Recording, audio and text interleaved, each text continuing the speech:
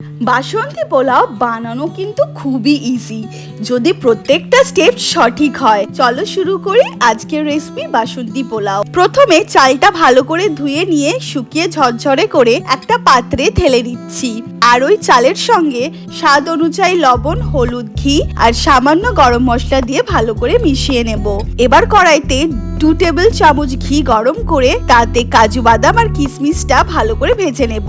ভাজা হয়ে গেলে কাজু আর কিশমিশটা একটা সাইডে রেখে দেব। ওই ঘিয়ের মধ্যে তেজপাতা আর গোটা গরম মশলা ফোড়ন দেব আর দিয়ে দেব সামান্য আদা কুচি।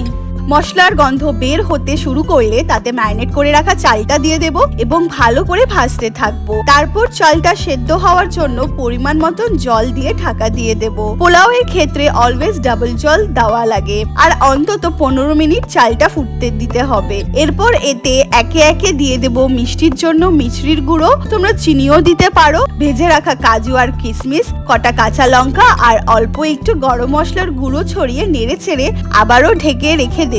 তারপর ঢাকনা সরিয়ে দেখো পোলাও রেডি হয়ে গেছে এবং আর ভাতটা কতটা ঝুরঝুরে হয়েছে।